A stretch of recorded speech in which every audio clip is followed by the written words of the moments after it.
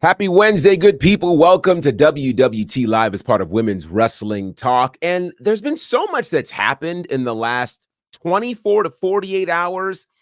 Just know there's a whole lot of new. We're going to get into all of that when we come back. This is Women's Wrestling Talk. I am your forever ROH Women's Champion, your fallen goddess, the Alpha, the Minion, Overlord, the ROH Gatekeeper. But most of all, I am the best in the world, Athena, and you are watching Women's Wrestling Talk. 10, 9, 8, 7, 6, 5, 4, 3, 2, 1, 0. Women's Wrestling Talk, the #1 women's wrestling network on the planet.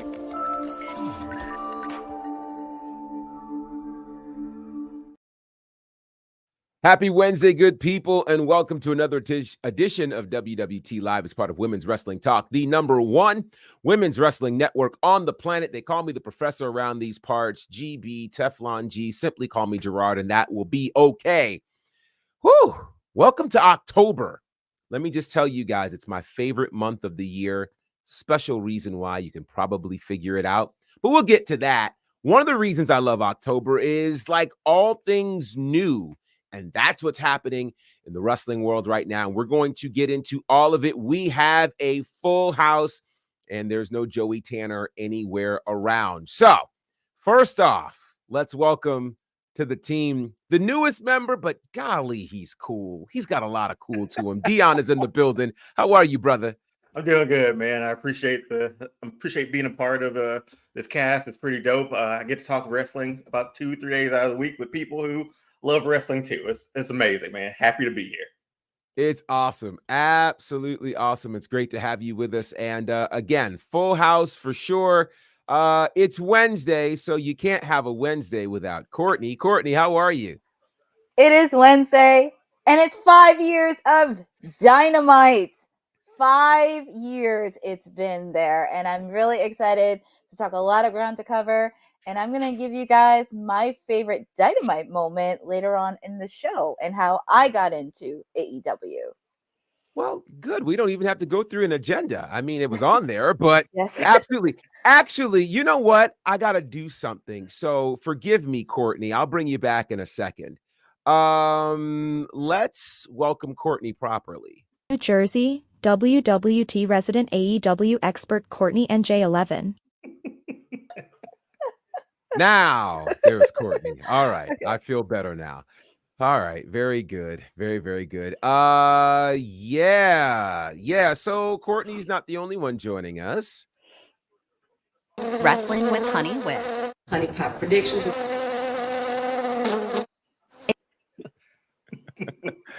Honey's in the building. How are you? I am phenomenal, guys. I am so excited. You know, I still got popcorn left to eat because I saw a movie last night, a fantastic movie last night. And I think after it was over, it was officially dubbed the Platinum Era because it was given. Well, so excited.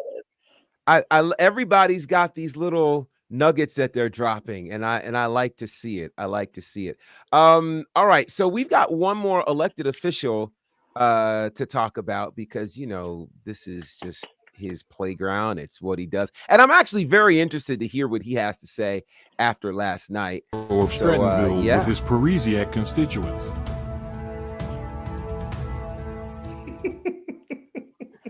The councilman is here, or is he? I thought the councilman. Oh, really?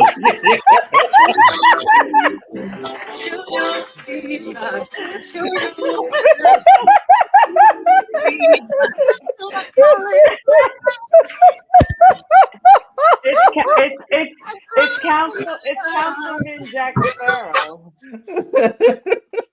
Yeah. Councilman Jack Pharaoh in the building. You know, it's October, but it feels like Christmas right now. I'm telling you, over here at the councilman's estate.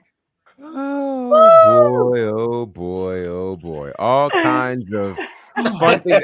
And it's for these reasons that I knew today would be fun. Everybody's got a particular buy-in for today, so I'm excited. Shout out to all the good people in the chat. Dylan, good to see you, sir. And I know the other intro is floating around. We're just going to figure out how to load it, so don't worry about that. Cousin Ron, good to see you, my friend. Let's see what else we got here. Eric is in the building. Good to see you. Let's see. Boza is here as well. So this is great. Councilman is filled with the Holy Spirit, and I know one reason why. Yeah, it's gonna be a good one. Rise for the godfather of WWT and going forward, the Professor Gerard Bonner #NXT bonnerfide. They did it afterwards. I just want to be clear. I didn't do that. It would be really awkward for me to do that in the middle. I don't know who did. So sweet. I do like it, though, but it's kind of weird for me to do that when, So I think it is absolutely bonnerfide. Well, I'll take it. Thank you very much. So there's plenty to get into, and I mean, there's a whole lot. So we're going to start with some breaking news. The news just broke the last hour or two. We somewhat alluded to this, and it's been rumored for a bit, but it is official. AEW has a brand new official deal. And when I say deal, I mean a media rights deal, as they've reached a multi-year renewal with Warner Brothers Discovery. So we could get into all of the gory details, but we'll give you the highlights because that's really what you want to know. So what this means is that their flagship shows like Dynamite and Collision will remain on TNT and TBS. So none of that is changing. The big pieces of news coming out of this is there is now an official connection with Max. They will be streaming episodes of Dynamite and Collision on Max beginning in January. They will stream live, and you'll be able to see them on demand. So that's a big win. Next, the PLEs, which I know a lot of people are curious what's going to happen with the pay-per-views. 2025 pay-per-views will be available on Max. It will be at a reduced rate. We have yet to hear what that rate will be, but that definitely sounds like a massive win for AEW. We can also tell you that the deal is rumored to be somewhere around $150 million a year. Let me say that again. $150 million a year. That's a lot of money for AEW. A whole lot of money. There's also talk that there will be, in addition to what we've seen, additional digital programming and the like. So some more opportunities will be opening up for programming for AEW. Now, I will talk about some of the things you didn't hear. But before I do that, let's just kind of run around and get our thoughts on this deal. The announcement coming, I think, at a great time for AEW, as tonight, of course, is the 5-year anniversary of Dynamite. And an interesting fun fact, 5 years ago, we were in this same kind of space in the wrestling world. AEW Dynamite had premiered literally on October 2nd on TNT. Then from there, you had SmackDown premiering on Fox 2 nights later. You had the NWA Power release happening on YouTube. So a lot was happening in the wrestling world 5 years ago. And here we are again today. I'll start with Courtney first because I know she has got lots to say about this. Courtney, what are your thoughts on this new deal with AEW? First off, we can drop the rumors. We can drop everything else. The deal is finally finalized. Finally. This is really a good stepping stone for them, especially with Warner Brothers, because there is so much opportunity that they can have. I'm happy they're still going to have Dynamite and Collision. And on top of that, it's going to be on Max, which is huge. And that's completely huge considering Max is another popular stream. And also thinking about the opportunities under Warner Brothers, because if you think of MLB on TBS. I know NBA on TNT is in their last season, but thinking of some of the leverage in there, because you have Food Network underneath there, and some of the superstars can cross over, because we've seen that happen earlier on in the Food Network space when Willow and Jade were on a show. Recently, the Acclaimed and the Guns were on the Great Food Truck Race on Food Network. So I'm excited to see that, and it does open up a lot of opportunities, and it kind of really gets them into that mainstream space in AEW. Okay. Again, congratulations to them. It's a cool thing. Let me ask you, Dion, because some may not have been aware. Obviously, with them being on TNT and TBS, their deal had already been with Warner Brothers. So it's simply a renewal in that regard, just a lot more money involved with them, and obviously the opportunities for Max. What, in your opinion, do you think kind of made it an easy move for Warner Brothers to say, yes, let's continue this relationship with AEW?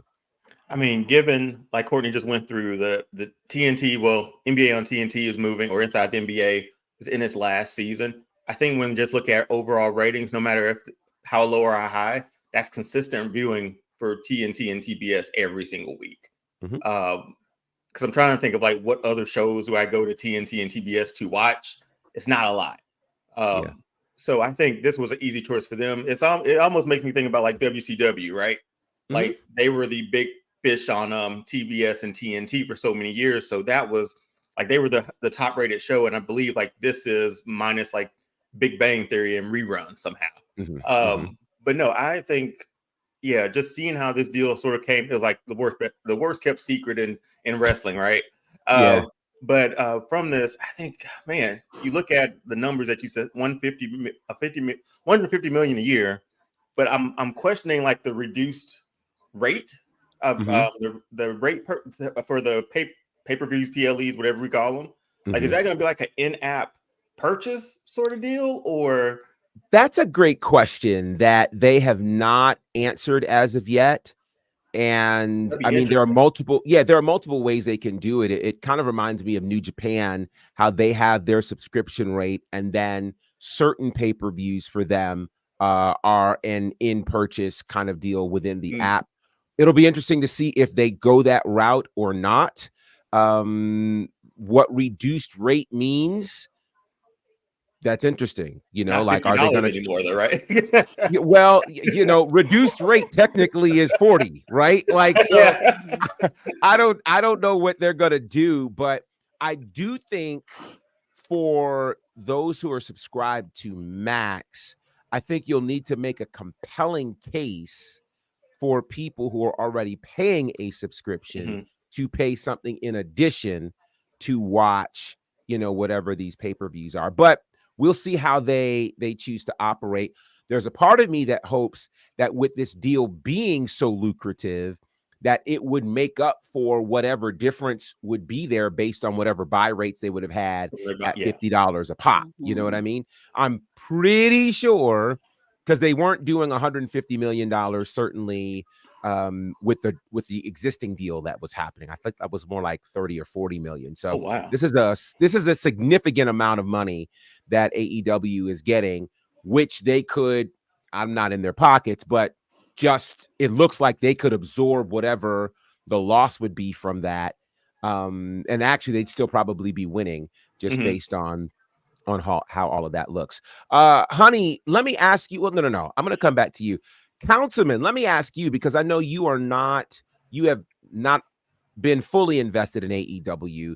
Do you think that AEW now streaming, or in January rather, streaming on Max for Collision and Dynamite, would that be something that might get you to watch, you know, that a bit more, or even their pay-per-views on there?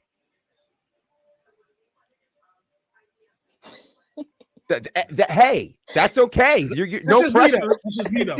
I mean, that's why I asked you. That's just me. Yeah. But I will say, I think it will get people interested, because, like, one thing, Max, I think it's a good opportunity for AEW. Max always has a lot of downtime between a lot of stuff that they put out. So like House of the Dragon, you have to wait like 2 years before House of the Dragon comes out. Same thing with, we know, like the Penguin series and then like other things that we watch on there. So there's always a huge gap where there's nothing really new coming out except like stuff that they've added to it. So being able to have something constant like AEW, like with Collision and the PLEs that they have coming, it'll keep Max a little bit more active and for people to want to check out even more of their content. And people will always get curious, and if they see this on here and it's like, oh, they got wrestling on here, let me check this out. And then you don't know how many fans you might get just from them clicking because it's the top thing that's out. And they do a lot better job at social media wise. So I'm hoping AEW really capitalizes on that because Max is always throwing like activations out here in Los Angeles for when stuff is coming out. So hopefully, you know, they tie in with influencers to be able to promote that AEW is now on Max, or we're having this AEW activation and these influencers are here to help promote it even more. Will the last 5 years be on there, or will the library be on there at all, or does it just pick up once? I believe some of the library is supposed to be on there. Oh, okay. That's my understanding. We'll see how that goes, though. Obviously, they will. They'll share some more about that. So, honey, before we go to you, I was looking for some really cool way to do this, and this might be the I'm gonna slap the way. taste out of your mouth. I'd like to see you try.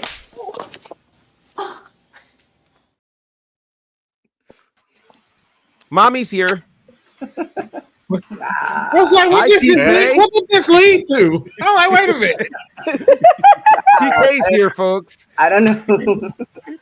Now you're gonna get people thinking that I'm violent. Only in my mind. Why'd you say honey and then go to someone getting slapped and then she? No, I said before we bring you on, honey, I have to do this, and I couldn't leave TK in the on deck box. TK is back. How are you? I am hot. LA is hot right now. It's October and it's like almost 100 degrees. It's ridiculous. Yo, that's crazy. Wow. Yeah. My dog yesterday, went to take her for a walk, and she literally was like, "Yeah, no, we gotta wait for a couple more hours." Like she was hot. Did y'all walk down the yellow brick road? Is that what happened last night and why you couldn't join us? Did y'all go see? Yeah. So what happened was I was gonna take my dog for the walk and I was gonna do NXT, but then she didn't want to come in, or she didn't want to go for the walk, and then I had to hop on a dog. I had to hop on a call, and then she was ready to go for a walk because it got dark, and I was like, well, you and said you guys are councilmen. I'll let y'all do your thing, and then I was in the back end doing stuff. So yes. We went on the yellow brick road. Sound like you mixed that with Never-Ending Story. You riding dogs and stuff. And whatnot. That dog was crazy, man. He was on a whole adventure last night. She did. It was hot. It was 90 something degrees at 5 o'clock, which is not even even during the summer in LA. That's not even a thing. Yeah, like, I don't know what. 90 something degrees at 5 o'clock. My dog has never stop. Like I got her downstairs and she was like, "Yeah, no." She has never done that, like ever. So wow. It was hot. It was like severely hot. Yeah. Sorry, y'all. So yeah, no, that's okay. TK, let me ask you your thoughts on this AEW deal. Well, I mean, I think a lot of people. Correct me if I'm wrong. I feel like a lot of people thought there was a group of folks who thought that this deal wouldn't happen or AEW is going away.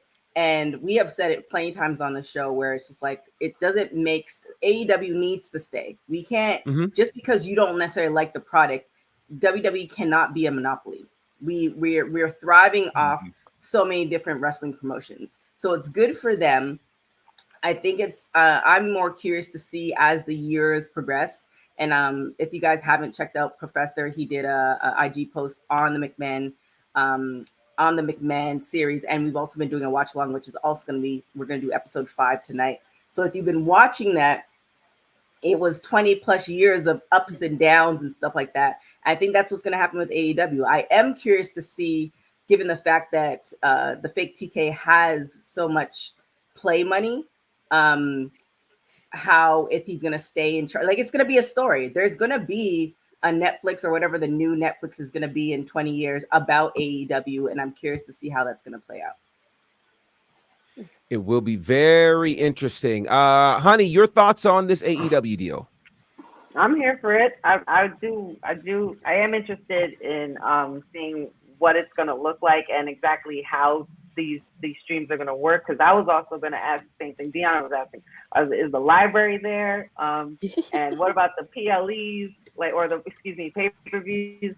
And considering the reduced rates and such. But I think this is cool. This is definitely a crazy day for them to get it done, the deal done, and announce it, being that they have, a 5-year anniversary as well. So they got a lot of big shoes to fill to make sure that, they can walk the walk as well as talk the talk. And I think, we've talked before about the PR for AEW. I think in terms of PR, this is good. Like, they need announcements like this on top of an anniversary. Like, there's a lot of good press for them right now, which I think is a big win. And so congratulations to them. Let me run to some of the things happening over here in the chat. Oh, this is interesting. Special Little Nobodies. You can't polish a turd no matter where you present. Yikes. If AEW would put on an entertaining show, more people would watch. I'll say this. I think, the thing about entertainment is it can be a bit subjective. There are people who like what AEW presents. And, just like every other product that's out there, everything isn't for everybody. So, what I do think will be interesting, personally, I feel like anytime you get a raise, there's more pressure on you to perform and produce. And given the kind of raise AEW has just been given, I wonder, what parameters are in place in terms of, how much viewership there needs to be, what needs to happen to continue to make this thing work. Let's see what else is out there. I thought I saw, well, let's see. Boza says, I wonder if the deal has been done for a while and TK was waiting for the right day. I'm surprised he didn't wait till the show tonight. Well, believe it or not, Boza, he said that there's supposed to be an announcement tonight, which there's a part of me that wonders if this was the announcement, because I'm not sure what else he can say on top of this that would be bigger, though I think he may, have something in mind, whatever that could be. But that'll be interesting to see. Oh, this is what I wanted to see. Cousin said, can we stop talking about ratings now? Well, I don't know. And the I don't know is just because the real question will be how, and we don't know the answer to this, of course, how Warner Brothers measures success in terms of viewership. Do they measure it based on overnight ratings? Do they measure it a couple of days later based on demand? Do they base it on streaming? Do they base it on social hits? I don't know the answer to that. Here's the interesting thing. For whatever people may have thought about AEW over the last 5 years, whatever they've done has been good enough to get them renewed not once but twice. So there's something good that they're doing, and we will see how much more it will be. But congratulations are definitely in order to AEW, who will talk about their big night before we get out of here. So we'll save that for the back end. We're going to kind of sandwich this conversation with AEW, but there's no way we're doing today without talking about last night. As we talk about all things new.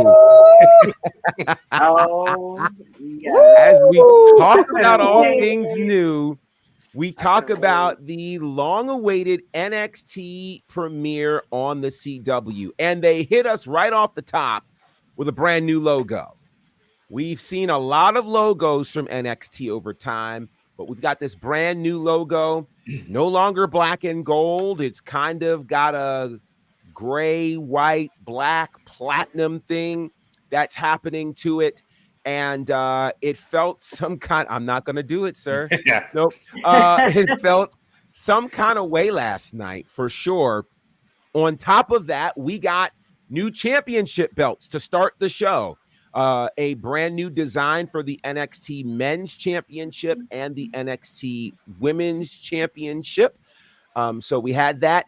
And before we get into more new and results and things like that, I briefly want to get your thoughts on the new designs for these championships and the new logo for NXT. Honey, we'll start with you. I dig them. I love them. I absolutely love them. They just look crisp and clean. And considering the ones who won last night, I think they look even more fantastic. I love that they're keeping the women's, the white with the women's as well. You know, it looks, I just feel like it just looks cleaner and it looks better. And it also kind of gives it a nod to like the way, not exactly the way the older belts used to look, but it has that similar, that similar pop to it. And I like them a lot. Councilman, your thoughts on these new championship belts or championship titles and the new logo for NXT? Be honest, when I first saw them, I'm not feeling it. I was not liking these belts when I first saw them, but then I realized the light that was casting on them didn't do them justice. They also don't look like this. I'm gonna tell you now, they don't look like this either. That silver part around the NXT is not that bright, or that gold as well. But when I saw it outside of it and then just sitting regularly on them, it sat better with me. I was like, okay, no, I like these belts now, but they still do kind of remind me of UFC. Like that's the vibe I get with these like UFC belts, but I get it. It's TKO. I like it. It's just a new era. I'm used to the big X, so that's just gonna take some used to just not or. But yeah, it's a new era. They'll grow on me. I'll say that they're not terrible. It's one of those like I just got to keep seeing them in person. People, the champions wearing them, and they'll grow on me.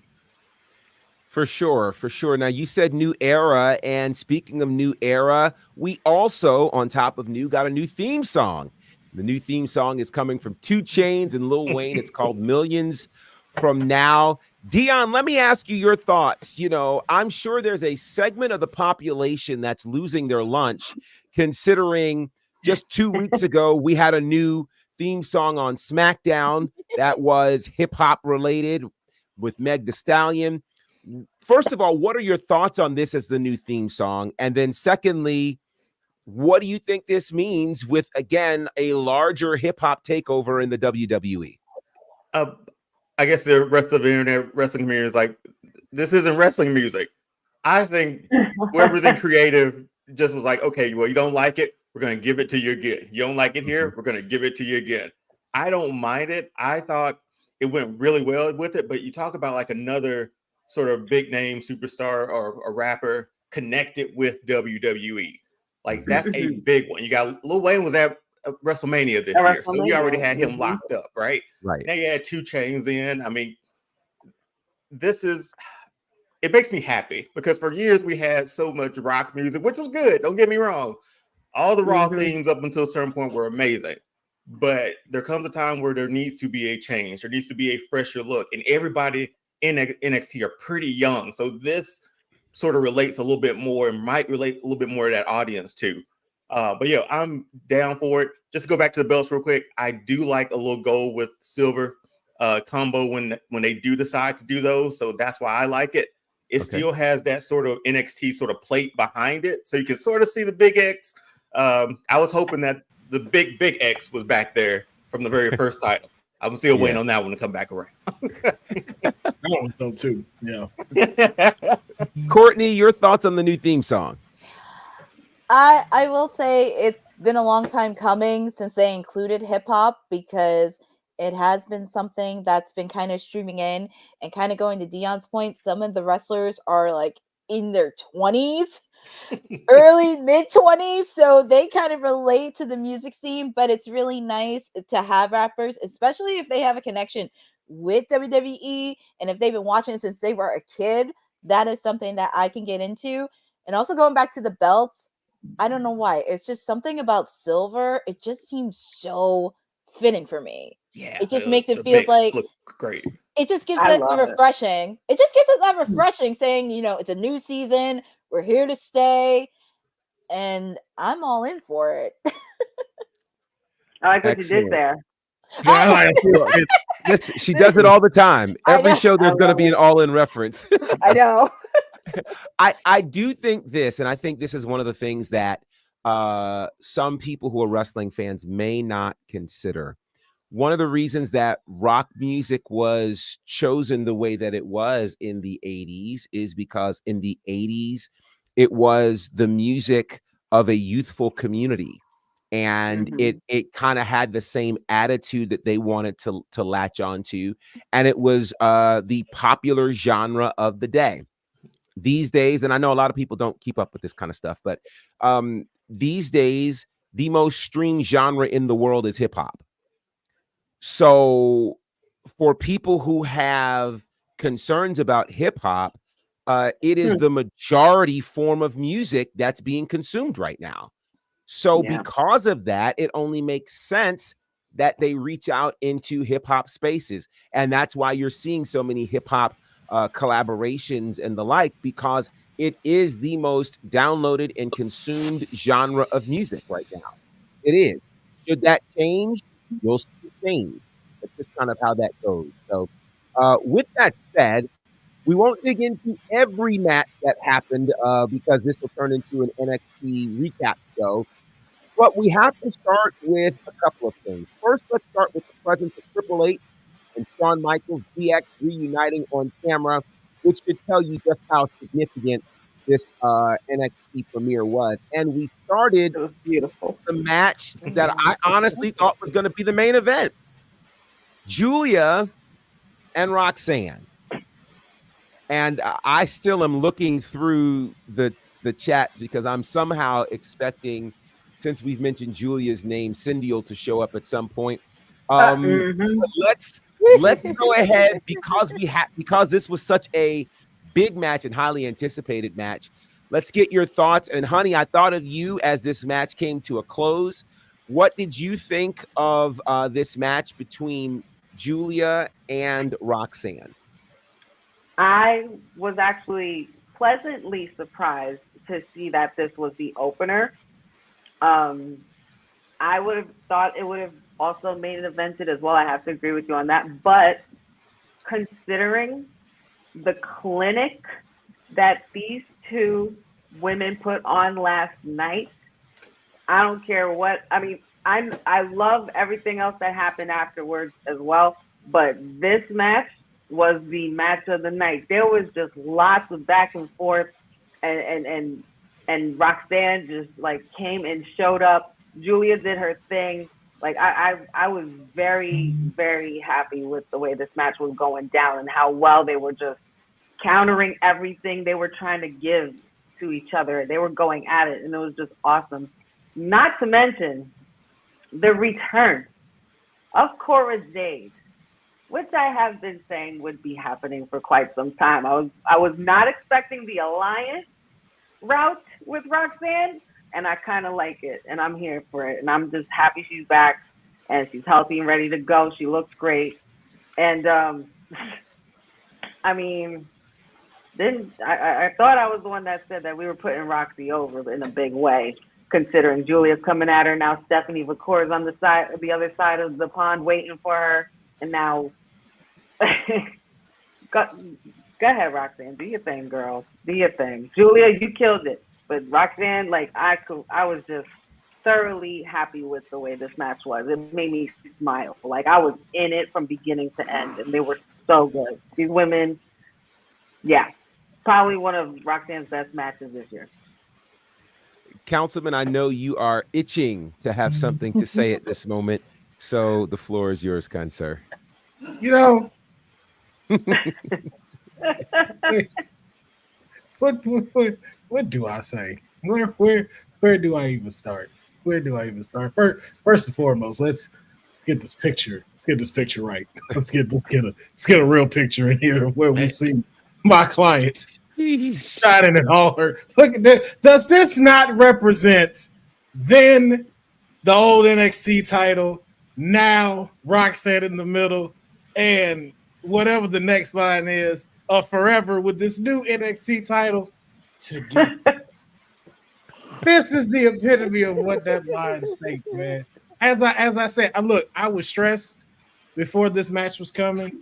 We had a mountain to climb, never wavered. I believed in my client. The Pereziacs were behind her. And I just want to say to all of you doubters, Booker T, you one of them, because I heard you in that match. You was not behind our prodigy at NXT on the CW. I heard it, all right? And we going to talk about that later. But to all the rest of y'all, oh, Julia's going to take it. Julia's going to win. No. And then before I hear it about that, well, we don't know because Cora J got in. Hey, look, Honey already throwing out words we don't need to throw out. There's no alliance here. Yeah. We didn't know that was going to happen. We didn't look. What Cora J did, that was just Cora J doing that to her. Is it my fault that Julia got beef with others? Nah. And we didn't get enough to the match to say who was the definitive winner because, to Honey's point, these ladies was cooking in them 8 minutes that they was working. I know this was their first time in the ring, but it felt like they had been in the ring fighting each other for 10 years. And they were just doing it now here on NXT. Julia put on a show. Roxanne, you can see why she's champ because you watch her adapt to all of these wrestlers when she steps in the ring and why she's still standing at the top now. But I told y'all, we got to finish her and this Cora Jade story and go full circle. And just like I thought was going to happen, yeah, you indie people just thought you was just going to come in and get in the front of the line. You really believe Sean when he said that? You just gonna step over all of us and get your title shot? Get your boy back in the line, man. I'm back in her city. So TK, I want to ask you, knowing obviously you are the creator of this platform, what did it mean to you to see the very first match on broadcast television for NXT be the women's championship? I feel like, gosh, I was trying to remember now I remember. We're dropping an interview tomorrow, and it's going to be a really interesting interview of who it will be. I'll leave that cliffhanger there. But we were talking about women's wrestling, and it's amazing to see how far we've come. Like when Women's Wrestling Talk started 7 years ago, we weren't seeing like essentially it was a highlight to see Naomi on. And now what we have, and it's like really great, interesting matches. And even to go a little bit further, if you watch our watch along about the Mixed Man documentary and how they talked about women's wrestling and how women's wrestling was portrayed at that time, to see this now have viable, really great matches. And, to see, like, if you don't know Roxanne Perez's story, and why they call her the prodigy, this is what she's wanted to do.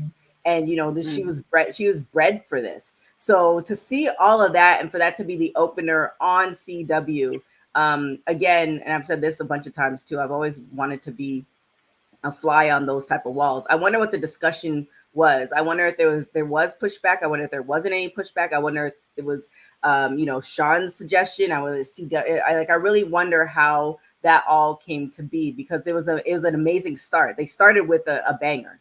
So really pleased, proud of Roxanne. Yeah. Again, along with what I said with AEW, I'm curious to see how it's all going to play out. It's the same thing with Roxanne. I mean, she's still at NXT, and it's not a knock to NXT, but we have to see how everything's going to go in the next 5 or 10 years. And this is absolutely amazing, where we are right now. Indeed. Yes. We have the number. And it looks like NXT on CW clocked 895,000 viewers from 8 o'clock to 10 p.m. For the CW premiere. That is correct. I was going to get to that, but that's my bad. I'm so sorry. No. I'm gonna just throw the agenda out of the window. No, it's all good. So you'd really love to know this, sir, because WWT and going forward, the Professor Gerard Bonner #NXT bonnerfide. No, I know me. I'll never get tired of seeing it. I know what. I mean, it's cool. I'm just like, why there? But, Councilman, he stopped you, and he should have known that NXT Bonafire has it covered. I'm just saying. Of course, you'd have done all your due diligence and research. I'm like, come on, bro. You'll be pleased. You'll be pleased to know that the largest rating of the show happened during the match between Julia and Roxanne, where they brought in 965,000 viewers during that time. So again, shout out to them. I will say this. I know that there were people just online who were still trying to figure out how to watch the CW.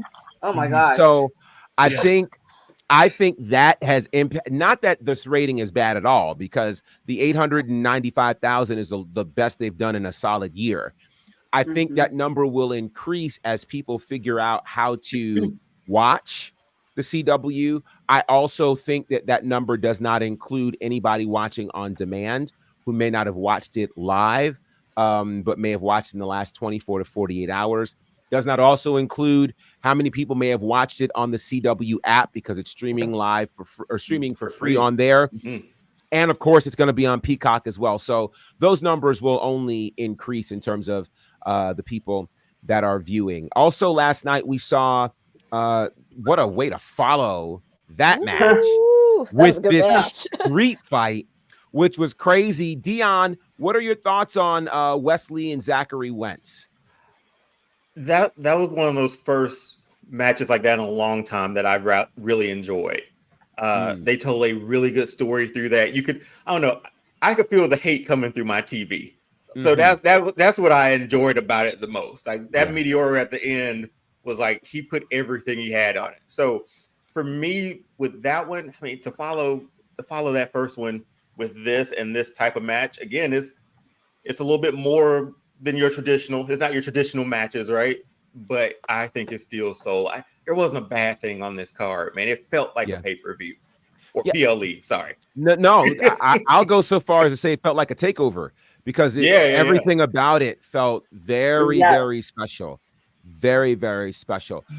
So I'm gonna hand this to Courtney and get your thoughts on this women's match, tag team match involving Lola Vice and I think this will be safe, I hope, and Jada Parker against Fatal Influence. Your thoughts on this match, Candace? It's a shame the mayor's not here to defend his client. I'm joking. I know. Wow. I'm sure he's in the chat somewhere. If not, he'll see this. Pretty much Courtney is now comfortable. Welcome. Right. But well, first off, I didn't like how Jada Parker abandoned her own partner. I was like, geez, I thought at least they would get along, but Jada just abandoned her. Like, okay, bye. But then, of course, we got to see Kehlani, and we knew what happened after that. It was nice to see her pair with Bianca and Jade. It was a nice moment, especially the two that they are the tag team champions. And they did put out a note that said that they were coming. And I said this yesterday during the watch along in the chat. I would not be shocked if Fatal Influence came in during Bad Blood, considering Bianca and Jade are hosting Bad Blood this weekend after that attack last night. So I'm in to see that tag match next week. And that's going to be really fun. And also the match between Lola and Jada, that's going to be a good one as well. All right. So let's go to this question from Cousin Ron, which says, can we address, before we address, let's prepare to address that. But before we do that. What's going on? Doctor. I'm done. Cut the show. I did not mean to do that. I'll go to what I actually meant to do in a second. But can we address this question here? What is it that is planned for Kehlani Jordan to be connected with Jade and Bianca? What are your thoughts on that? And before you give me your thoughts, let's do this. So take a fake, take a phonograph, no paper, just a Philly for the ride slot. Peace, see you later. What's next? I know you love the way it's going down. What's next? I know you love the way it's going down. What's next? I know you love the way it's going down. What's next? I know you love the way it's going down. Is here, ladies and gentlemen. We always give him his proper intro. Mayor, how are you, sir? It must be election season with all these attempts to sully my name, but it's a beautiful Wednesday, you know. It's a beautiful Wednesday. I'm not even going to acknowledge that doctored image of Lola Vice taking a pen. It's clearly AI.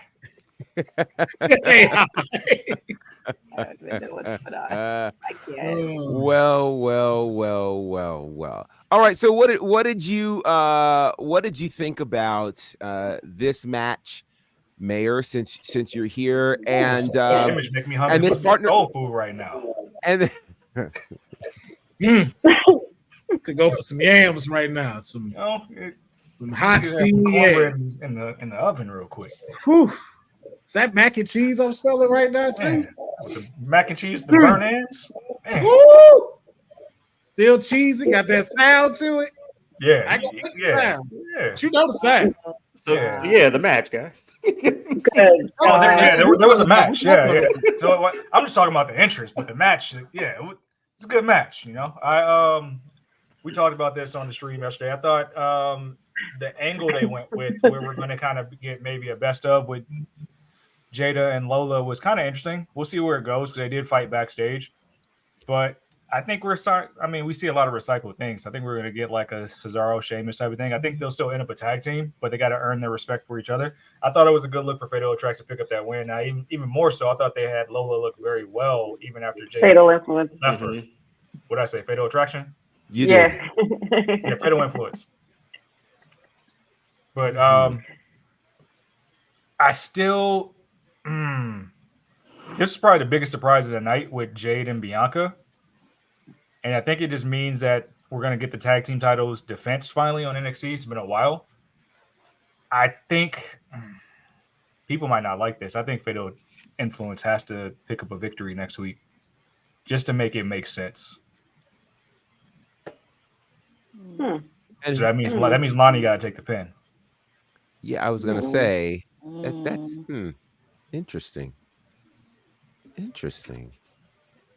I don't know about that. Very quiet. I don't know about that. This is my opinion, not yours. You don't gotta like it. All right. Testy around these parts. TK said everybody was quiet. I'm saying I have to express it. That's my opinion. You don't gotta ride with it. It's cool. I remember when Ced first came on the show, he was quiet and he was polite, and now he's very classy. Yeah, now he just spicy Ced. Like it's just and I blame you for that, TK. That pin hurt. That pin really hurt, huh? All these clips. That I got to delete every week. Well, that part. Well, let's quickly move on because we still have a lot of room. Because this right here, amid everything that we saw, and we saw a lot last night, but they snuck this in, which what it clearly appears to be the appearance of Delta and her showing up to NXT at some point in time. There's the rumor that if you were able to see the sign, it was like Highway 10 to the left, Highway 27 to the right, which now is being assumed to be 1027. And that, of course, is Halloween Havoc. Oh, boy. Dion, what's happening with the women's division right now? Now, I mean, we knew of these signings. Knowing of the signings is one thing. Seeing them showing up back to back to back is another thing. What's happening with the women's division in NXT? HBK is stacking it. Like that women's division is the best women's division in wrestling. And we saw it from that first match and those matches last night. Are they still? This is a question: are they still looking to expand internationally? Because I know NXT UK was done. There was talks about NXT Europe, but even if that doesn't happen, the ability to actually bring them all here and have them on one show, this roster is going to be probably deeper than the guys' roster right now, and they're going to probably have more time on the show, more highlights on the show. So if we still think that NXT is developmental and they do move up the main roster, it's just going to get better from that division there too. So an amazing pipeline from NXT to WWE main roster. I mean, Shawn Michaels is, the women are stacked, man. That roster's stacked, and I'm here for it. Courtney, your thoughts on what's happening with the women's division right now with the additions of Stephanie Vacour, and now we find out officially Delta is on her way. I'm taking the words out of Dion's mouth. The women's division is starting to get stacked in NXT. And also, I'm going to be very curious on how it's going to look in the next couple weeks, because the next event is Halloween Havoc. So there's going to be many storylines that are going to be happening within the women's division. It is starting to cook up a little bit, but I think there's going to be a lot more surprises happening in their already stacked women's division. Yeah, we're going to see. I can't wait to see how Delta inserts herself into the picture and just where everything goes. Fun times in NXT. And of course, the show ends with Trick Williams once again winning the NXT championship. Two-time champion is Trick Williams defeating Ethan Page. TK, your thoughts on Trick Williams' victory? Wow. What's Great the profile. wow? Because I go to you for what? This ladies first. Right. Great profile. I think we all called it. I think when he dropped it, we were really questioning, the fact that because he dropped it right after the CW, they announced partner. I might have been before, and I think we were questioning how this is all going to play out. I think it's a really great start to this partnership with CW. It'd be interesting. I'm sure we can find this out, or Bosa, you can check what their demographics are, and if this. I'm really wondering if how they do the storylines for NXT is going to be aligning with the demographics of CW or vice versa. But I think this is a really great start, and congratulations to him. And I wonder now, gone are the days as like, okay, when are they going to go to the main roster? I feel like Dion was saying, this is a viable brand, and they can spend a good amount of time on this. So yeah, it's congratulations to him. Well said, TK. Well said. Councilman, your what are you? Hollywood G. I do not understand. Councilman, your thoughts on Trick Williams as the new NXT champion? I'm not feeling it. Come on, man. Are you kidding me? No way. Really? God. You tell. No way. Listen. Yep. Me and the mayor talked about this yesterday. Am I happy for him as a person and as a wrestler? Yes, I am glad of that. But we're gonna be honest. That match was mid. That match was not great at all. Roxanne and Julia should have closed the show, because this was like this and honey, you're gonna like this. In order for Trick to succeed as champion, he needs to go watch the one thing Bret Hart was great at, and that was telling a story in the ring. Every time I watch him and Ethan, there's no story really being told. And I don't necessarily blame him. I noticed that how they put the rocket on him, he's not had enough time to get himself ready in the ring to tell stories. Because you saw what happened with Pete Dunne. That was a story being told. That had us kept in our seats. When he was taking on Carmelo, it was still showing like Carmelo kind of doing the work and Trick still getting better. I think because of how they put the rocket on him, he didn't have a chance to do so many matches to get that in-ring performance so well. And I think because all they'll have him do is PLEs or like special NXTs. If they really want this to be a significant run, Trick is going to have to pull a Seth Rollins run. Like, we're going to need to see you every Tuesday with this title in hand, putting it on the line, being the workhorse of NXT. And then letting us see you in the ring match all the charisma that you have on the mic, that you have behind this audience, because that part is there. There's no denying that. It's just I don't know if it's just Ethan, as me and the mayor talk about. I don't know if it's just Ethan and maybe that just doesn't gel together, but I need to see more in-ring story. Because a lot of the stuff that happens, like with how he won, the trick shot and then the pin, that I felt like, okay, that's the first act of this match.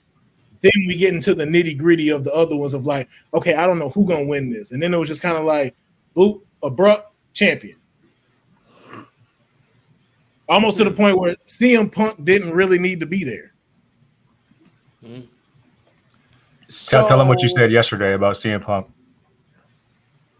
Wait, what did I say? That it was a waste of his time. Oh, yeah, it was a waste of his time. I think he wasn't necessarily, like, it brought in for the Chicago people. Chicago, yeah. Yeah, but that was it. Like, I don't think that necessarily need him to be in that match. So I think, and I'll obviously give some other people to speak to this. I think for one, CM Punk's presence there was about Chicago, and also about that season premiere. You know, I think it's like you find ways to insert these people and you publicize it enough so that people will pay attention. I don't think anybody expected CM Punk to get involved. And, you know, so there's that. Now, here's the question that I want to pose to the panel in light of what the councilman just said, because I can go back, certainly in WWE history, and point out a number of champions who were stars, who were not the greatest in-ring performers, but they were stars.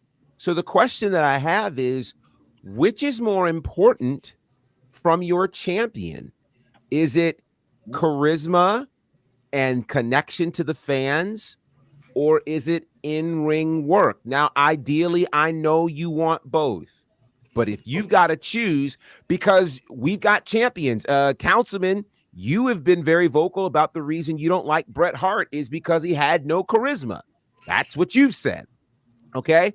But then you can look at, and I don't want to mention his name, but you have to look at Hulk Hogan, one of the most popular champions of all time.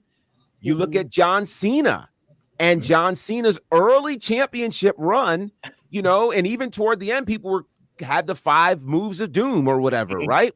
Cena was far more popular than he was an in-ring performer.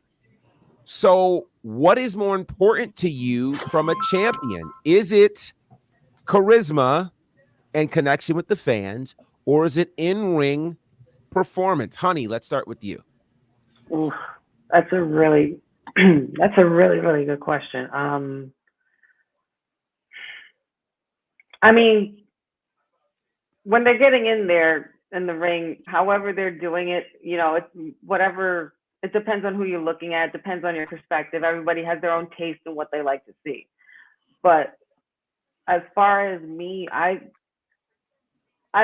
learned to, as I've grown up, I've learned to appreciate in-ring work. But initially, charisma and connection is very, very important. Is just as important, I would say. You know what I mean?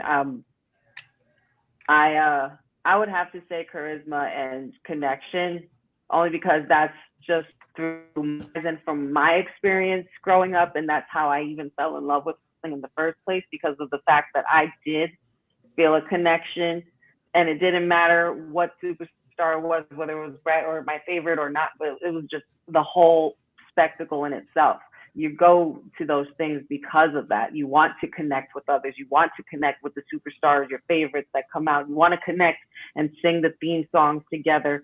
You know, I feel like that, from my eyes and my lens, that's pretty damn important. Okay. Dion, what's more important to you, connection and charisma, or in-ring work? Oh, I'm going charisma and connection. Okay. I think about what really got me into liking wrestling. It was the personalities. Again, you grow up and you see the moves. You want a really good match, right? But I think in a few episodes before, The Rock's name got brought up from in-ring work perspective. But that's my favorite wrestler, so I loved him in every match because just in it, he could put like he's standing in the ring and the crowd goes wild just from the anticipation of what he's about to say. That's getting butts in seats and people through doors. And I know the people's elbow is what it is, but when you see that shot, when that camera pans out and everyone stands up, that's that connection. And even if it's not a 5-star match, I'm going to remember how The Rock sold. I'm going to remember how he did all of his moves with a certain flair, a certain charisma. Yeah, give me that. Give me that. To piggyback on what you were saying, Dion, I feel like it's, you want to be left, you want to leave that building with that feeling, that rush, that like, oh my God, that was so fun. I wish we could go back another hour and do it again. Like, that is very important. That's based on connection and feeling, that's what causes us to do what we do here because of our love for it and the connection we feel and how we relate to this thing that we love called wrestling and talking about it. So because I think even Cody Rhodes has said like his favorite match is Hogan versus The Rock. And even John Cena said if you watch it with the sound off, it's not the greatest matches. I took his challenge. I did it. It didn't hold up that way. So, but once we turn the sound on, you hear that crowd. You see the charisma from those two guys, and you're like, okay, this is why I enjoy wrestling like I do. And not to mention pulling off a double turn successfully. I know, right? I know. Because the crowd went one way, and they had to adjust. Oh, I was still chanting Rocky, believe me.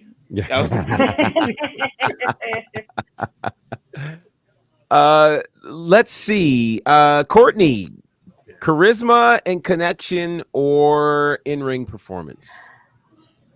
When I first started watching wrestling as a kid, it made me think of the in-ring stuff because it was just so exciting and just captivating it.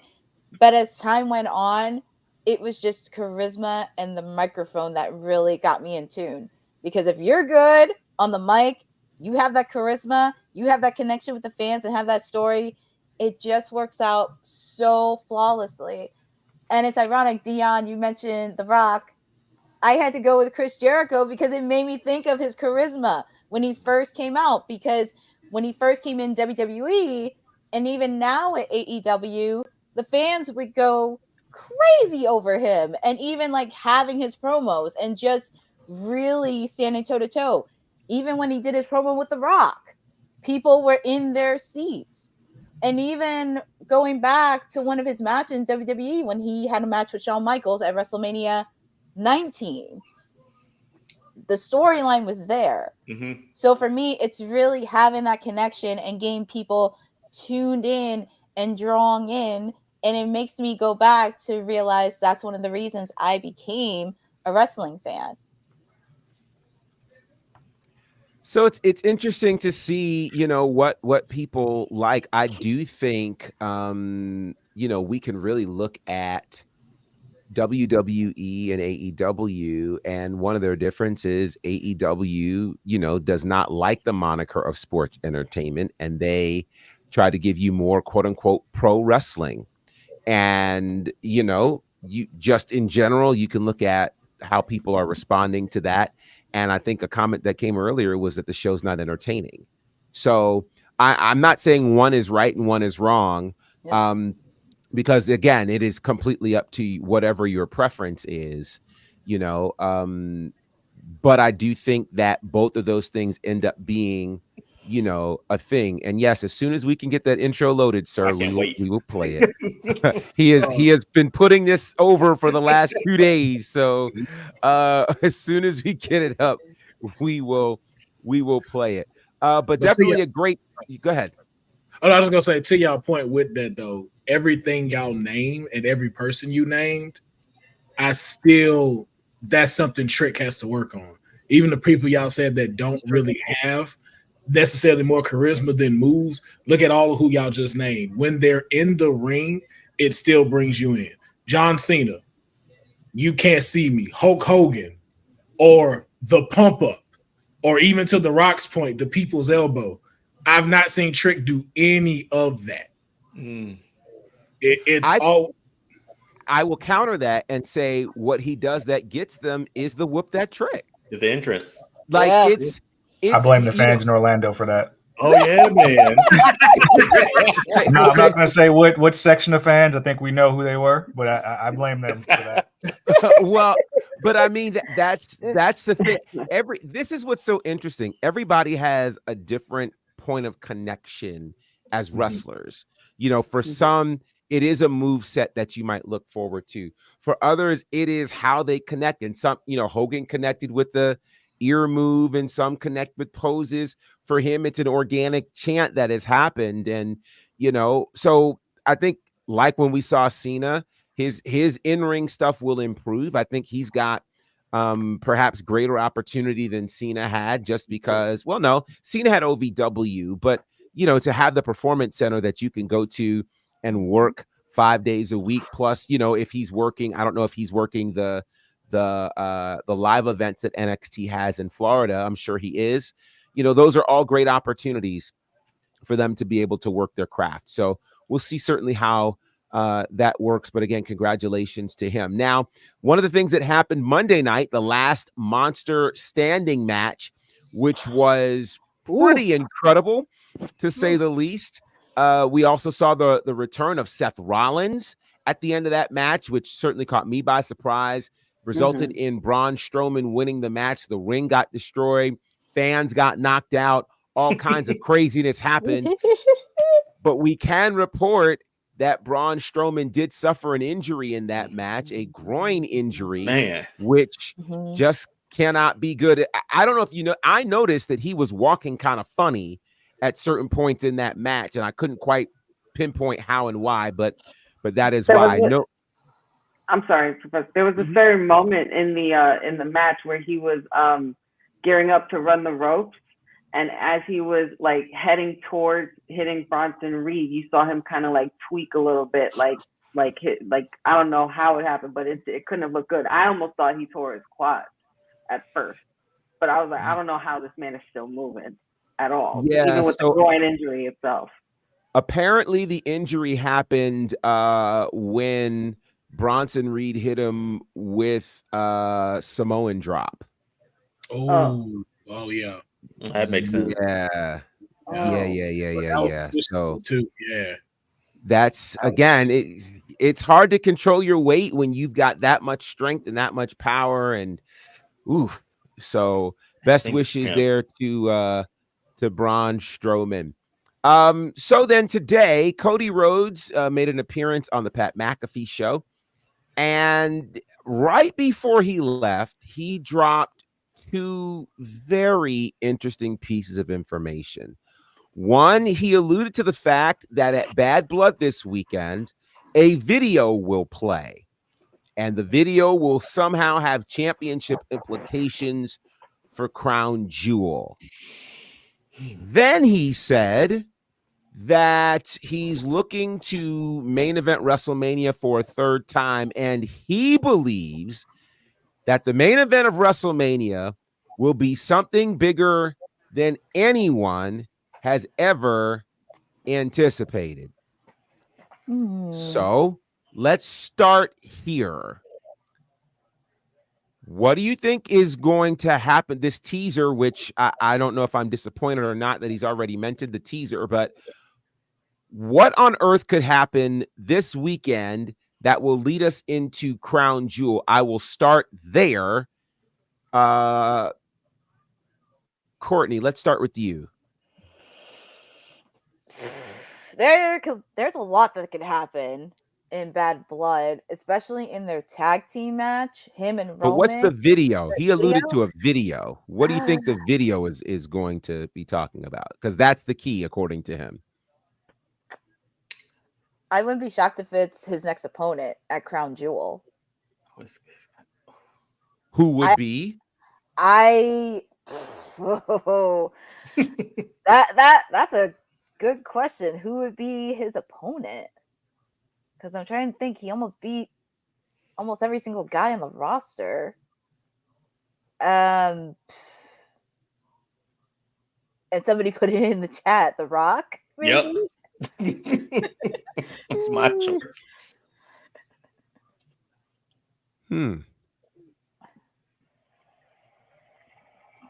You think The Rock's going to Saudi? Oh, remember, Crown Jewel is in Saudi. That's right. I don't think so. No. This video is alluding to Crown Jewel in Saudi Arabia. There's a video that also came out after he was done with Pat McAfee that's been going around. Pat McAfee, I think, actually posted it. And after they're off the air from the interview, and he's shaking his hand, and before he shakes his hand, he's like, "I heard the big guy's coming on Friday," and he goes, "Which one?" Cody said, "Which one?" Big guy. There's only a few big guys that we know. And Crown Jewel, how many other big guys do you fit there that would be an opponent for the championship against Cody? As far as who, I mean, I know it's not the final boss. I know that. I don't want to say his name, but oh shoot. Is anybody else possibly on the same wavelength on another big guy that also used to run Crown Jewel in Saudi? If you could catch my drift, a very, very larger than life beast. I mean, dare I say, could it be? Are we thinking really? Cryback, not Cryback. No. Hilarious. Bring Goldberg back. Don't say Goldberg. Please don't say Goldberg. Anybody but Goldberg. But I mean, we're not going to go with the tribal chief. The tribal chief, that's an obvious given. I think they're going to wait for a while for that to go down. But could it be a certain Brock Lesnar? I mean, that's just, I can't help but think that that's a name that popped in my head. Any other thoughts on who that could be? I got one, and I don't know why y'all just skipped. It's gonna be Joe Hendry versus Cody Rhodes at Crown Jewel. Because I believe Joe Hendry. I believe in Joe Hendry. I do. Yeah, but also the one other person, if it's not Brock, Kenny from Spirit Squad. Yep, he's a producer, baby. Yeah, he's the producer. We don't want Cody to lose, though, Dylan. We don't want Cody to lose. He had a hell of a leg drop, man. You know I like Kenny. Could it potentially be Cena? That's what I was thinking. When you say big guy. Yeah. Interesting though, because his tour isn't supposed to start until 2025. So, but that's the farewell tour. Correct. And if I'm thinking of getting the title match out the way, so that way you can do all the stuff you want in 2025 and not have Cody tied up, that could be a good kickoff to it. I'm also just thinking from a TKO standpoint. So and then maybe somebody can also keep up with it. Like they want to keep like this Saudi deal very happy and lucrative. So who would make the most sense and who would Saudi want to come out for this to face Cody Rhodes? I'm trying to think of larger than life people, like big. Yeah, there's no one. Omar. It's gonna be Great Khali. It's gonna be Great Khali versus Cody Rhodes. Oh my God, not Great Khali. In a Punjabi prison match for the title. Oh my goodness. Oh boy.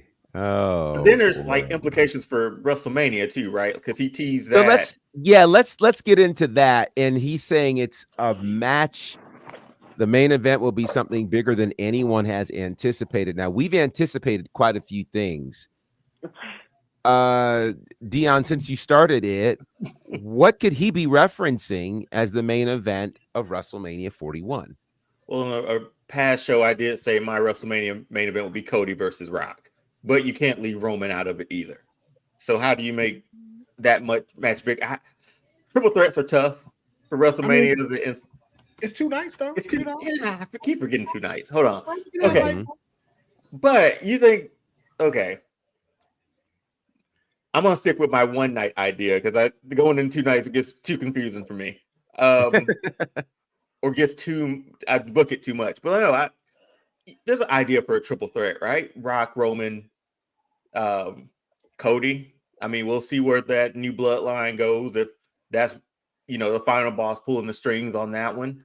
So that's the only thing I can think of including The Rock in it in some sort of singles capacity for that championship. Could it be Randy at Crown Jewel? He is 290 now. You don't need. He is 290 now. Orton and Cody at Crown Jewel actually does not sound like a bad idea at all. Yeah. No, it doesn't. But then he said he'll be here on Friday, right? So, oh man, speculations. So, Right? Yeah, Friday isn't necessarily bad blood. I don't know if he do it though, but Batista is also a big guy. He ain't big no more. Have you seen him in interviews? I know not no more. Yeah. I just don't know if he. I'm just trying to think who like Bob Holly. Hey, listen. I love you, man. Ken Shamrock. That's who it's gonna be. My boy Ken Shamrock coming back. Well, we've got multiple guessing games here. Apparently, we're still trying to figure out who the big guy is. Who is Cody's opponent at Crown Jewel and WrestleMania? So let's see if we can land on the WrestleMania. What do you think we're looking at there? As far as WrestleMania goes, for a main event, something that will really pop, maybe for your first night main event. I mean, but does it have to? All right, let me ask: does it have to be does there have to be a title involved? Could be anything, because I don't know what they're considering to be the biggest or the thing that we don't see coming. Though I have a very interesting idea. I don't think anybody would see coming something involving Stone Cold and something that's never happened before but been hinted at possibly. I mean, Cena is doing a retirement tour next year. We've never ever seen Cena versus Stone Cold, 2 of the biggest superstars in history on somebody's Mount Rushmore. I think that would be absolutely insane. Me personally. To your point, honey, that might lead to now Civil War. So if we thinking of it, let's not even think just a main event, just one match on the line. What if it is like an 8-man tag? Rock, Roman, 2 other big names from the past that go along, and now it's Cody, or it's Cody, Cena, Stone Cold, and then like one more. It's like the best, from all eras. Like you got one from the gold and a few from the attitude and the ones now. And with the people on like the Rock side, that's a Samoan family. Even Dustin can make an appearance. True. Wow. That would be crazy. And it goes back to his music. Wrestling has more than one royal family. I like the way you think. I like the way you think. That's dope. Dope. That's dope. It's gonna be interesting. It's gonna be very, very Who interesting. knows where we're gonna be by then? Yeah. Yeah, that's the thing too. Like we don't know where we're gonna be at by the time we get to WrestleMania. Yeah. We have a lot of ground to cover. So we're going to try to move quickly because I know they want to be done at a certain time. And we've got a watch along happening at the top of the hour. I have to address this, though. Timeless Tony Storm, who we have not seen in AEW since All in London, has been on a bit of an excursion, popped up in Japan over at Stardom. And in a conversation with Mayu Iwatani, dropped a bombshell on the world that nobody necessarily knew, but it came up in a press conference as she told the world that she had a 3-month affair with Stan Hansen. And in there, she mentioned that he gave her great advice and then afterwards hit her with a lariat. What a great and stunning admission from timeless Toni Storm. Nobody even gets this. This is great. We're just going to move right along because it's impossible for her to have had a physical affair with Stan Hansen. But it's just the beauty of timeless Toni Storm. Nobody knows who Stan Hansen is, apparently. So no, I do. No, I agree. I'm just yeah. like, you climb that 75-year-old man like I had when to read did it this like 3 happen? times. Like I had to read it 3 times. Like, wait, did I read that right? Yeah, like did I read the like? It's- Are we it's- talking about the same person? The one with the It's- bell and the rope? Like, To me, the cowboy? this is the beauty of timeless Toni Storm. I mean, she has embodied this timeless Toni Storm piece in such an incredible way. And I mean, from challenging Wendy Richter to having an affair with Stan Hansen. I mean, and this really is one of the beautiful things that has come out of 5 years of AEW, which we celebrate tonight. AEW Dynamite 5-year anniversary. Before we get into these matches, I do briefly oh gosh, this dude, this is hilarious. Before I almost wore my Stan Hansen shirt just for that story. Listen, But if Elvis could be a fan of Hogan, hey, why not? Why not? there you go. Yeah. So before we get into this card for the 5-year episode of Dynamite, very, very quickly, can we go through kind of one standout moment over 5 years of Dynamite for each of us? I know Courtney probably has 15, but we only need one because we're trying to give her a chance to get a drink of water or something before her watch along tonight. So, Courtney, let's start with you. Do you... Jesus, sorry. Jeffrey. That's good. That's a good one, sir. That's good. That's a good one. That is a good one. Well done, Jeffrey. Well, comment of the day right there. So, for those who are listening, Jeffrey has said, and I quote, apparently Stan's horses still gallop.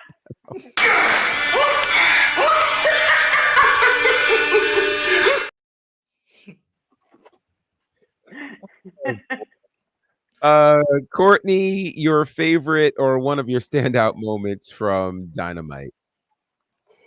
There's many, but there's one particular moment that actually got me into AEW personally. And it was not Chris Jericho. It was not Orange Cassidy. And it was not the Acclaim that got me into AEW. I don't know if you can see this, but this particular woman got me into AEW, and her name is Toni Storm. A little story that I shared a few of this. I didn't share with everybody, but 2022 back in March, and this is when everybody was starting to come out of it, there was a meet and greet in Philadelphia. And I got to meet so many wrestlers when I saw as a kid. I got to meet Bret Hart, Matt and Jeff Hardy, Ivory, Mickie James, and Victoria. In particular, I got to meet Toni Storm, who at that time was released from WWE at that time. And she didn't have anybody coming to her table, but I knew who she was. So I went over to her table and we chatted for a little bit, but not getting fully into the nitty-gritty about her release. So I had an autograph, I had a photo, and I told her that she definitely is going to find somewhere that she's going to work well in. So I gave her a hug and I went off my way. A few days later, she debuted on AEW. And that was the reason why it hooked me into AEW. And because of Toni Storm, I am very grateful that to this day, I still get to watch AEW. And it was just so amazing seeing her journey from her debut to the Outcast to now Timeless Era. So it has been a fun ride. And also, I'm just grateful because honestly, if I didn't meet her, I probably would have not gotten into AEW. So I give kudos to her. Happy 5 years. And this was definitely something that is very personal for me and I'm very proud of to this day. Work, Courtney. Professor, all I heard was Courtney is the reason we got Timeless Tony Storm. Okay, so I promised I was going to say that, but if I said it, it would have sounded some kind of way. So I'm riding with that. Like, this is all. Thank you, Courtney. Thank you for giving us one of the best characters AEW. Thank you. Thank you, Courtney. Thank you so much, Courtney, because she is phenomenal. She's timeless. Dion, your favorite moment from Dynamite over the last? That's hard to top, man. Like, come on, it really is. Like, so I haven't watched a lot of AEW. I have a couple favorites. So I would love to give my time back to Courtney, but I have a question. So Courtney, I have a question. As someone who hasn't watched AEW like religiously like this for 5 years, what moment in 5 years would you suggest that I go back and look at?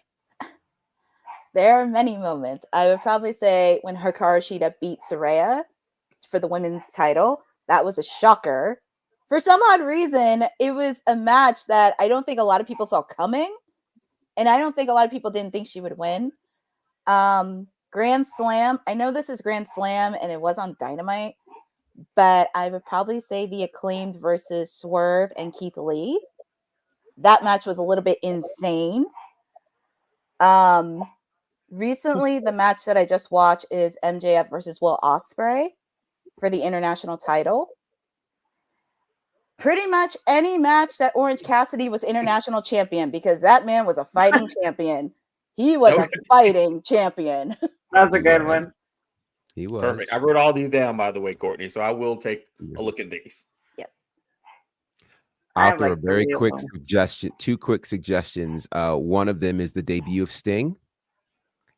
And the other would be the debut of Kazuchika Okada. They both were some pretty cool moments that happened there.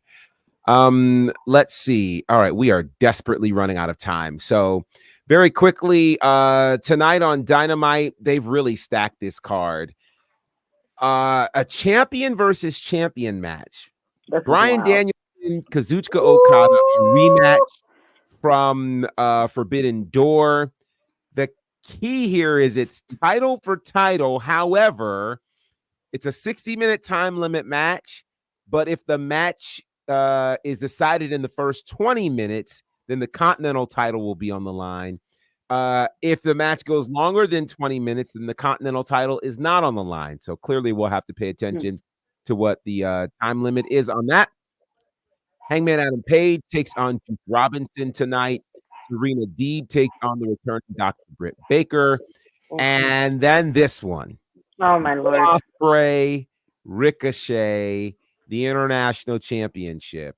They are going crazy tonight on AEW Dynamite. So it should be very celebratory. They've got the new deal, 5 years of Dynamite. Should be a lot of great moments. So definitely check out AEW Dynamite tonight if you get the opportunity.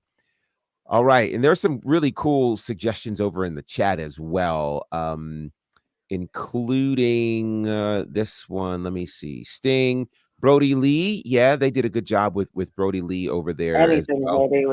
Brody Lee's TNT title run for sure. Yeah, let's see. All right. So let's see how we can find all of the good people. Ced, how can the people find you, sir? As usual, I don't want to be found. I want justice. I knew that was going to be. I knew it. But I knew it. What I will request from the rest of the panel here is send those picks in for Saturday's PLE Bad Blood, so I can get this article off. Good reminder. Good reminder. Dion, how can they find you, sir? Yeah, over on All Star Fandom Show on TikTok and Instagram, and over on YouTube as well. Will PCW's coming back tonight, so make sure you tune in for that. I'll send you an invite. But yeah, other than that, just over there, fandoming it up, man. if that makes any sense. Awesome. That's a word. That's a word. And there it is. There it is. Councilman, how can they find you, sir? You can find me at the Immortal Pereziacs across all socials, YouTube and Twitch. That's it. Just continue to bow down to the greatest women's champion and the best in the world, Roxanne Perez. And yeah, you can't none of y'all say nothing. Can't nobody say nothing up past that. Not today. Nothing. Can't tell me no. Can't say nothing right now. And I'm finna ride this high until Friday when y'all gonna humbly bring me back down. Honey, how can they find you? You guys can find me here Monday, Wednesday, Fridays with the WWT Live crew. You can occasionally find me over in Wyatt Six City, but I might dip my toe into Pop Rock City because I heard it's really popping over there right now. And every Friday, I got the Honey Night SmackDown watch along. I will be on later tonight for the Mr. McMahon watch along, episode 5. It's gonna be a lot of tea, so make sure you bring some and get your snacks. And yep, Wrestling with Honey TikTok, Wrestling with Honey Instagram, Facebook Wrestling W Honey, and like and subscribe. Tell your friends. Wrestling with Honey podcast on YouTube is coming. It's coming. Awesome sauce. Courtney, how can they find you? They can find me here every Monday, Wednesday, and Friday. I am actually doing double duty tonight, where you can catch me here 5 years of Dynamite tonight, and also on the Mr. McMahon documentary. Get your tea, get your candy. It's going to be fun. You can also find me in timeless Tinseltown. Come on now. Come on now. Timeless Tinseltown. Yes, you will find me there. I'm trying to get a ticket right now. That sounded like something else. I got nervous. I know. I got so nervous. Oh We know what we heard. I was like, timeless. I'm like, what'd she say? And But it you was can- like, oh. Tinsel, but you can find me on Instagram and Twitter on @CourtneyNJ11 on my latest adventures into wrestling, pageantry, and all the cool stuff that I'm doing. very, very good. And again, you can catch Courtney tonight for the watch along right at the top of the hour. Also, stick around because following that watch along will be the watch along for Mr. McMahon episode 5. And I have been hearing so many amazing things. So you want to check that out.